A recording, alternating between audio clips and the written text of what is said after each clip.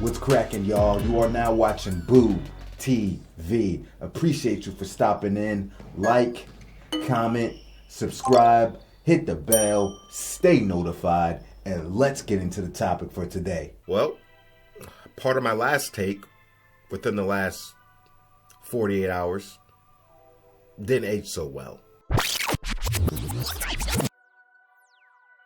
I think the Boston Celtics had a terrible game, and they only lost by 3 points. They still could have won that game. I just think the Boston Celtics are that much better than the New York Knicks, and I would expect that they've learned their lesson from now. And if they end up having a historically bad three-point shooting game again, or it tends to be trending that way, they would get smart and find ways to get easier shots closer to the basket, I would have to imagine. But with that being said, it was a historical game. Not a historical good game, a historical bad game. That also tells me that the probability of that happening again in the short term is probably unlikely. In fact, I think the Boston Celtics could go down 0-2, and I still wouldn't be worried about the Celtics losing the series. They have no business losing to the Knicks. I ain't worried about the Knicks. Before I continue, let me reiterate what I said in my last Boston Celtics New York Knicks series video. Even if the Boston Celtics go down 2-0 in the series, I still don't believe the New York Knicks will win. I ain't worried about the Knicks. I'm still standing by that. The last Celtics game, game 1, I only caught the last 5 minutes. Game 2, I missed the entire game. Busy at work. I got off work. I hit my friend up. I was like, hey, should I watch the whole game or should I fast forward to the fourth quarter? He said, just start with a couple minutes left in the third. You'll get everything you need to know. That's exactly what I did. And upon turning on the game late in the third quarter, seeing that the Boston Celtics were up by 20 points, I kind of got a feeling in my gut what was going to happen. And sure enough, it happened. An essential repeat of game 1. If I may use a quote that has been popularly attributed to Albert Einstein. The saying, insanity is doing the same thing over and over again and expecting different results. Let's look at some more definitions of insanity. Extreme foolishness or unreasonableness. Senseless conduct. A severely disordered state of the mind, usually occurring as a specific disorder. One word I used to describe the Boston Celtics last time was incompetence. So what does being incompetent mean? Please, Google, take it away. Lacking qualities as knowledge, skill, or ability needed to do something well. What about lunacy? Lunacy would be a great word for the Boston Celtics right now. Wild foolishness, extravagant folly. A foolish act. Some more definitions of lunacy. Stupid behavior that will have bad results. Extreme foolishness or mental illness. I could not believe I was watching the same thing over again.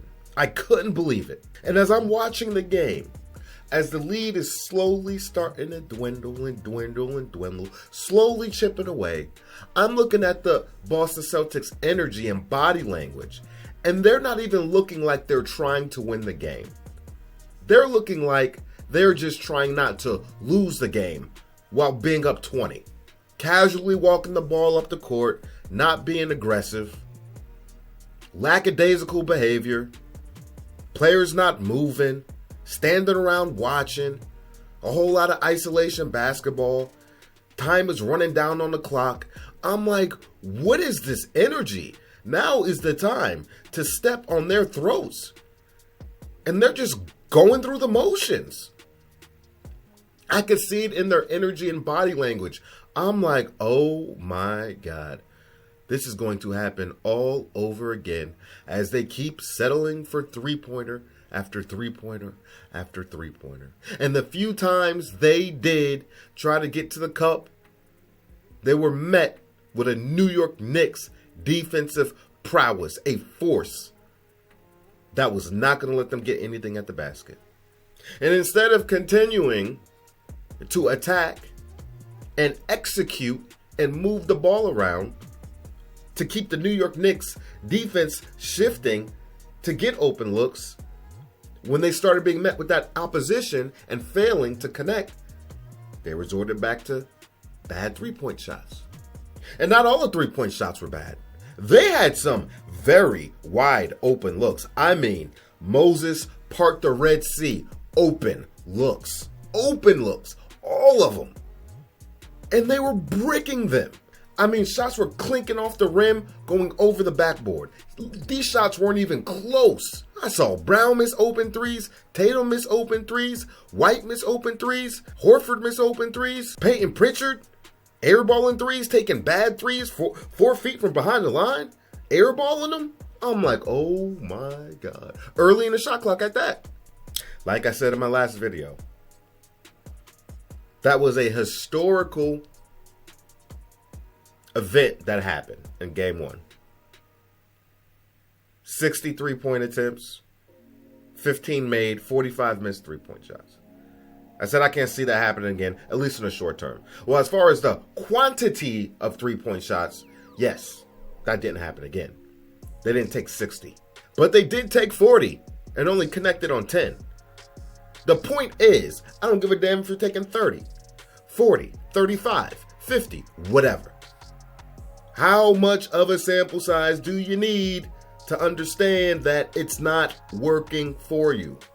Just because you took 20 less threes doesn't make it any better, because you're not hitting them at all. At all.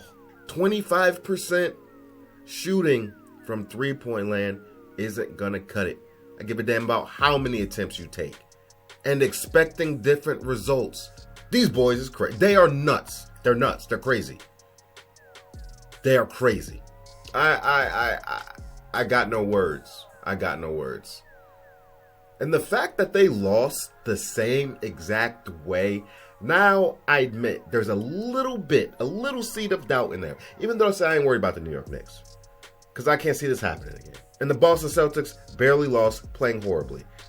Same exact situation. But the fact that it happened again the very next game, now there's a little tiny seed of doubt. A little tiny one. Because now I am legitimately think these guys is crazy. They're nuts. They're lunatics. They are insane. The Boston Celtics might be Joker level of insane.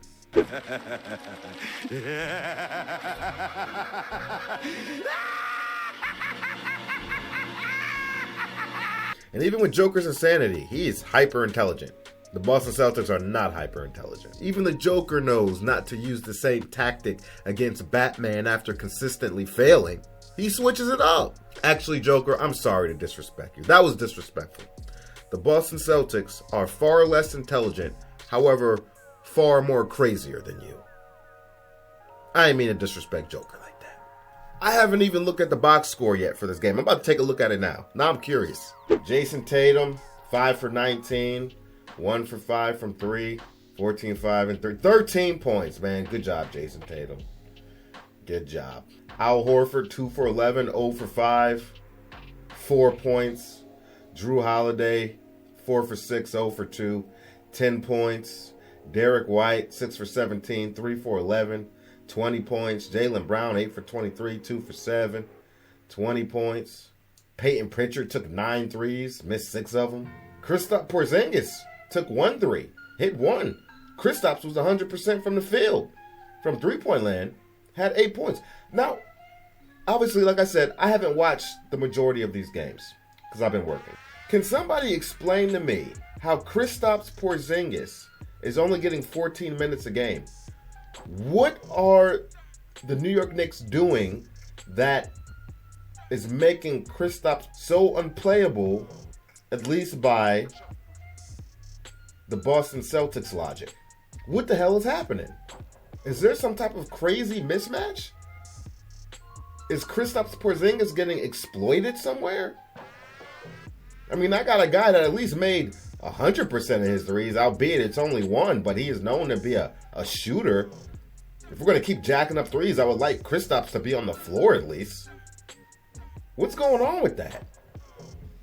Anybody, let me know in the comment section. 10 for 40 from 3. 34 for 94 overall. So that tells me 2-point field goals in the mid-range and at the cup, the Boston Celtics were shooting 24 for 54. 24 for 54. That is a nice percentage. That'll get it done. That's all 2-point field goal attempts. So I'm looking at my samples here. For 2-point field goals, 24 for 54. Or do you want 10 for 40? Come on, man. Come on. This is common sense. Again, I could give a damn about analytics. Well, 3 is worth more than 2, and you can take more threes and miss more and still get a better output. There's a whole lot of ifs involved. You have to connect on them. Otherwise, it's a horrible strategy. And like I said in my last video, I watch a lot of NBA games, and I'm telling you, a lot of these teams aren't connecting enough for it to make sense to be taking such an obscene amount of threes as opposed to getting easier shots at the basket, closer shots at the basket, but they keep jacking them up. And the Boston Celtics are the main culprit. And like I said in the last video, the only guy I really cared to see taking crazy threes is Steph Curry, because that is his thing. That's his MO. These other guys might look like Steph Curry every once in a blue moon.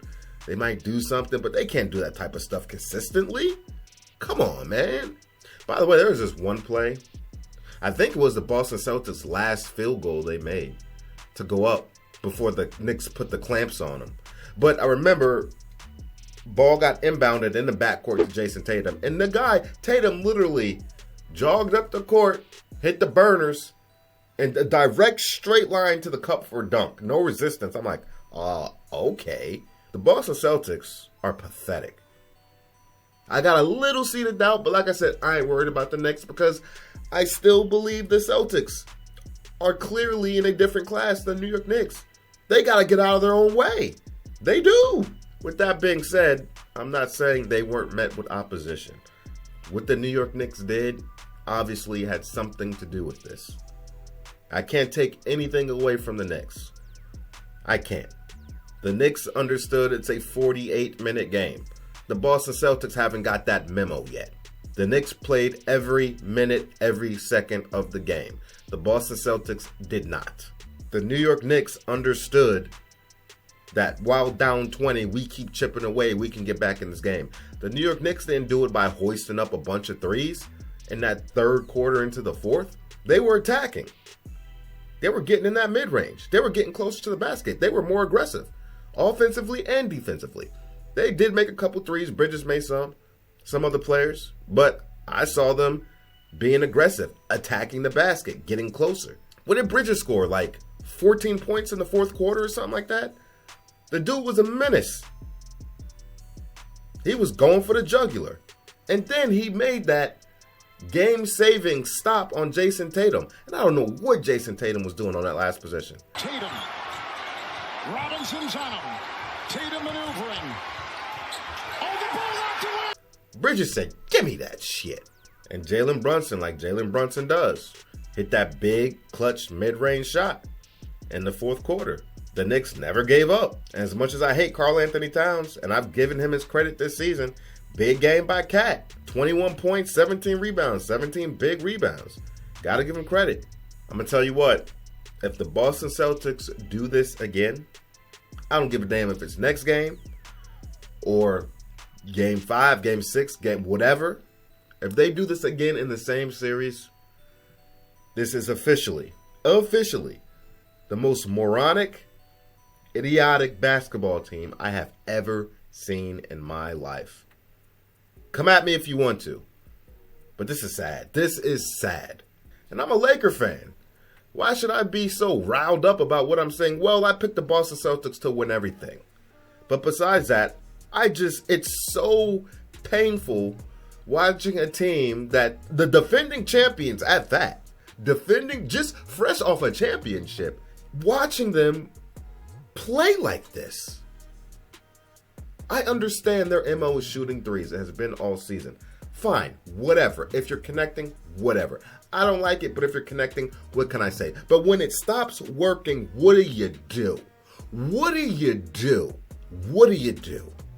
I hope Coach Mazzulla is in these guys' faces, at least in the locker room, if he's not doing publicly on camera, at least in the locker room, getting in these dudes' faces, holding them accountable. But I need to, like I said, I need to see him with a clipboard.